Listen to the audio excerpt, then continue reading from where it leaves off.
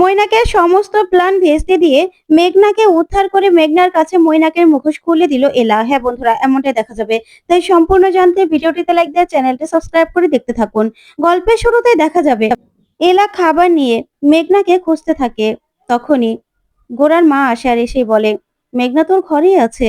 এলা, কেন কেন খুঁজছো তুমি? তখন এলা বলে, না গো, না গো মামনি, আমি তো মেঘনাদের ঘরে গিয়ে মেঘনাকে পেলাম না।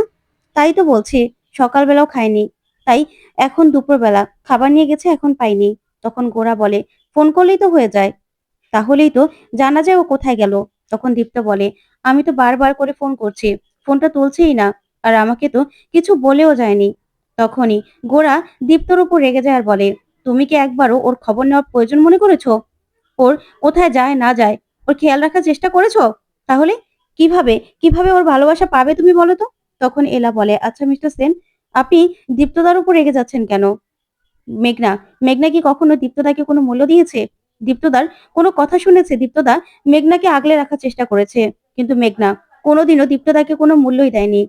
তাই তাই তো বলছি যে কোথায় চলে গেল।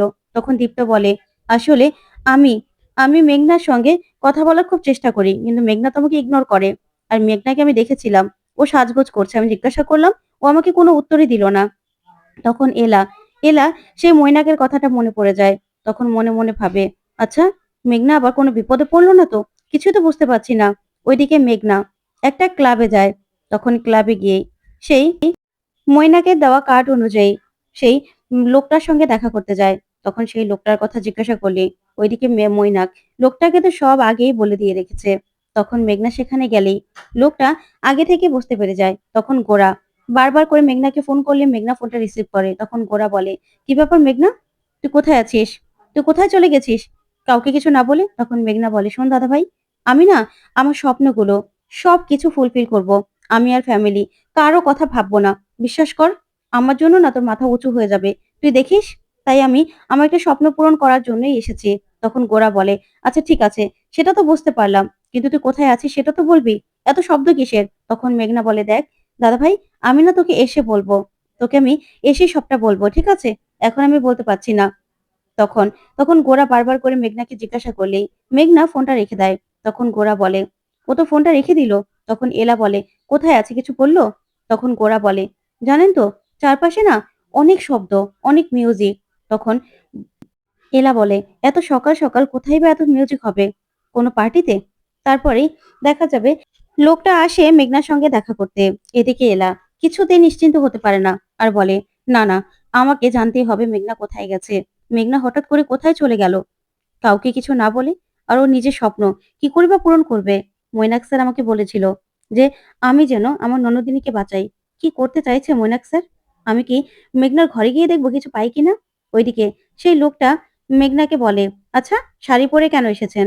আপনি কি এখানে পুজো দিতে এসেছেন নাকি? তখন মেঘনা বলে, না না, আমি ওয়েস্টার্ন ড্রেসে কমফোর্টেবল ফিল করি। তারপরে মেঘনাকে একটা কন্ট্যাক্ট পেপারে সই করায়। ওইদিকে ওইদিকে এলা মেঘনার জিনিসপত্র ঘাটতে থাকে। তখন গোরা বলে, আচ্ছা, মেঘনার ব্যাগের মধ্যে আপনি কি দেখছেন বলুন তো? তখন এলা বলে, আমি দেখছি যে কিছু পাই কিনা, কোনো প্রমাণ পাই কিনা, কোথায় গেল। তখন গোরা বলে, শুনুন, ওর মডেলিং ক্যারিয়ার নিয়ে এগোতে চায়, তাই ওর ক্যারিয়ার নিয়ে ও থাকুক না, ও যদি কিছু করতে পারে করুক।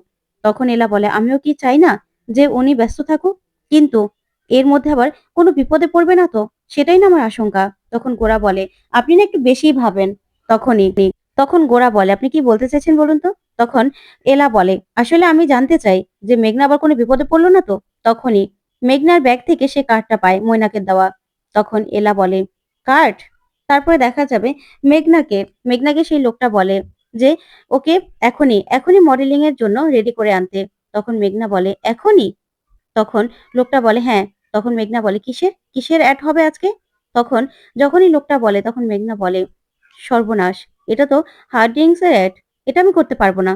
তখনই লোকটা বলে, আপনি মডেলিং শুরু করার আগে এসব কথা বলছেন?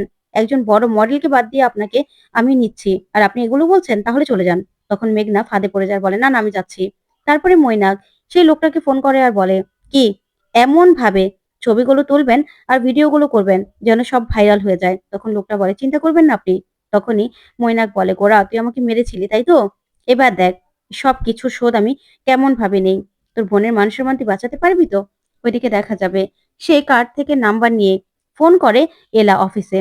তখনই অফিস থেকে জানতে পারে যে সেই লোকটা আজকে অফিসেও যায়নি, সে একটা ক্লাবে গেছে। তখন এলা বলে তার সঙ্গে আমি দেখা করতে চাই। তখন সে অফিস থেকে জানায় আজকে তো স্যার এখানে থাকবে না, স্যার ওই ক্লাবে গেছে, ক্লাবে বাইরের লোক ঢোকা নিষেধ।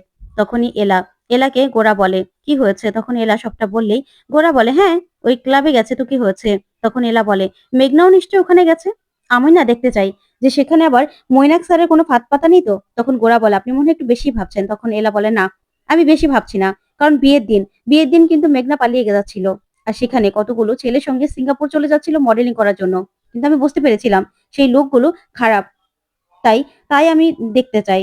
ওইদিকে মেঘনাকে রেডি করে নিয়ে আসে একটা করার জন্য। তখন তো লোকটা মেঘনাকে দেখে খুশি হয়ে যায়। ওইদিকে দীপ্ত সবকিছু সবকিছু শুনতে থাকে এলার কাছ থেকে। তখন এলা বলে তখন আমি ওই ছেলেগুলোকে দেখে বুঝতে পেরেছিলাম যে মেঘনা বিপদে পড়তে পারে, তাই এবার আর আমি কোনো রকম কোনো রিস্ক নিতে চাই না। তখন গোরা বলে আপনি কিন্তু বড্ড বাড়াবাড়ি করছেন। তখন এলা বলে না আমি বাড়াবাড়ি করছি না, আপনি কি আমার সঙ্গে যাবেন? না হলে কিন্তু আমি একাই যেতে পারবো। আমি আমি অনেক বড় একটা বিপদের আভাস পাচ্ছি, তাই আমাকে যেতে হবে। আমাকে নিজের চোখে সবটা দেখতে হবে যে মেঘনা ঠিক আছে কিনা। ও মডেলিং করুক না, আমার তো কোনো সমস্যা নেই। কিন্তু কিন্তু আমি শিওর হতে চাই যে মেঘনা একদম সেফ আছে, ভালো আছে। মৈনাক স্যার কিন্তু এভাবে ছেড়ে দেবে না। কারণ ও কিন্তু জানে যে কিভাবে কিভাবে কাকে ফাঁদে ফেলতে হয়। মৈনাক মৈনাক স্যার মেঘনা আর আলিয়া দুজনকে নিজের হাতের মুঠোয় রাখছে। এদিকে এদিকে মেঘনার মনটা এখন নরম আছে, কারণ ও কষ্টে আছে। এই সময় আঘাত করাটা বড্ড সহজ হবে। ওইদিকে মেঘনাকে হার্ড ড্রিঙ্কস খেয়ে তারপর অ্যাড করতে বলে। তখন মেঘনা বলে না আমি হার্ড ড্রিঙ্কস খেতে পছন্দ করি না। তখনই তখনই সেই স্যার বলে আচ্ছা আপনি কি পাগল নাকি? এটা তো একটা শরবত। আপনি হার্ড ড্রিঙ্কস খেয়ে কি করে অ্যাড করবেন বলুন তো? আমরা কি সত্যি হার্ড ড্রিঙ্কস খাই নাকি? তখনই মেঘনা বলে আমিও না আসলেই বোকা একটা। তারপরেই দীপ্ত বলে আমি যাবো তোর সঙ্গে এলা। তখন এলা বলে না দীপ্তদা, আমরা তিনজন যদি বাড়ি থেকে বেরিয়ে যাই তাহলে তো সমস্যা হবে তাই না? বাড়িতে সবাই প্রশ্ন করবে। তখন এলা মনে মনে বলে আমি চাই না দীপ্তদার সামনে কোনো রকম কোনো সিনক্রেট হোক বা কোনো কিছু জানতে পারো। তারপরে এলা আর গোরা বেরোবে, ঠিক তখনই এলাকে মৈনাক একটা ছবি পাঠায় যে আলিয়ার পা কেটে রক্ত পড়ছে। তখন তো এলা আর গোরা দৌড়ে মৈনাকদের বাড়িতে আসে। আর এসেই আলিয়াকে বারবার করে চিৎকার করে ডাকতে থাকে। তখন গুনগুন বলে কি হয়েছে? তখন গোরা বলে আমার বোন আলিয়া কোথায়? তখন আলিয়ার মৈনাক আসে আর এসে বলে তোমরা এখানে? আমার না ভাত কাপড়ের অনুষ্ঠান, এখন ভাত কাপড়ের অনুষ্ঠানটা হতে দাও। তখনই এলা বলে আচ্ছা আলিয়া তুমি ঠিক আছো তো? তোমার কোনো কিছু হয়নি তো? তখন আলিয়া বলে আচ্ছা আমার আবার কি হবে? আমি একদম ঠিক আছি, ফিট আছি। আর তুমি তুমি আমার প্রতি এত কনসার্ন কেন দেখাচ্ছ? তুমি কি ভাবছো যে আমার প্রতি কনসার্ন দেখিয়ে তুমি আমার দাদার মনে জায়গা করে নেবে? শোনো, আমার দাদা না খুব স্মার্ট। তোমার তোমার জায়গা আমার দাদার মনে হবে না।